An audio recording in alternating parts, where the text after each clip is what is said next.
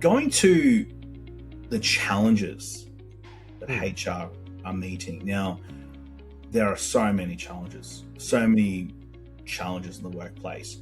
But for you, Tony, what are the biggest challenges you're facing now in HR, and how are you tackling it? Well, I think AI is the one, because a lot of people are saying, oh, HR, you're going to take my job away once AI is implemented. I was like, really? I am? Yeah, because AI is going to be doing this, AI is doing that. My job's going to be redundant. I'm not going to be doing this.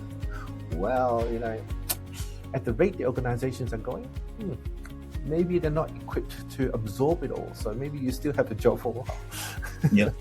And the people who, I guess, the people who are most at risk, right, from AI are the ones who have the least voice in the decisions. I mean, what I'm tackling it with is, I guess, to be deliberately honest, right?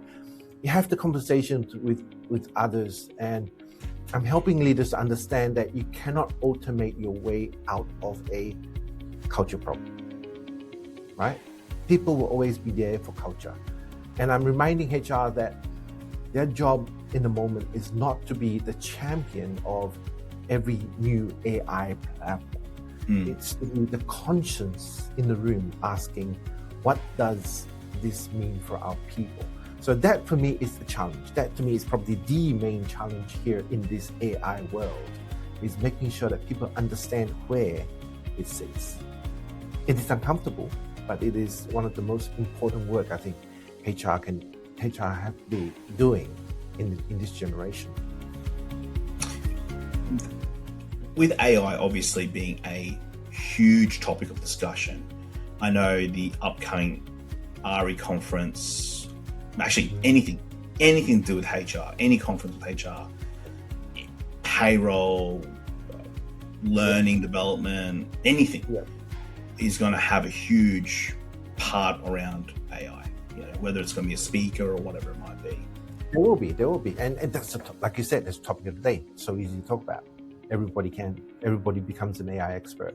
I had an intern come to me and say, I think I'm the AI expert of the company. I said, why? Because I'm young and savvy and I play a lot of games. Okay, all right. Tell me more. And then they start telling me about this, and I said, well, that's not quite what we're talking about here in this organization. Why don't you go and talk to this person, get mentored by this person, and they'll tell you more. So there's a lot of people that think they can do it. But, So do you think there's definitely a rising tide of misconception of what they call AI experts who, when you look at the material, like, it's actually not that good? Or is that what you're seeing a lot of the, maybe I do. junior? I do a lot. Yeah. How do I put this in a way? AI is not just ChatGPT, right?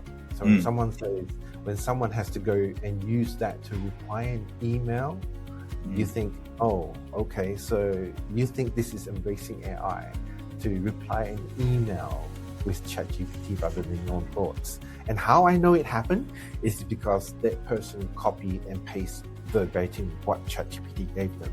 So it's exactly with, and dashes and what was the other word? In this world, this is what we do, and started with negative but followed by a positive. No. At least have some personality, answer emails normally. Yeah. I wish I could say I see different things, but I don't. It's very heavy, and it is unfortunate. But I think that in terms of a challenge, I see your angle that there's a challenge around AI, but not necessarily the way maybe people think, but also in terms of the more junior people talking about AI, but then also you're talking about staff who are worried that AI is going to take their role, but you go, well, actually, that's not quite there yet, and not for a while, but still trying to massage that. Managing expectations, right? So the young ones, you say, look, I've got to get you to understand what exactly we talk about in AI. It's not just this; it's more than that. It's the evolution of processes, evolution of design, and then with those who are doing everyday routine tasks, there's more to it than that. You have a human eye that catches things that a computer can't yet.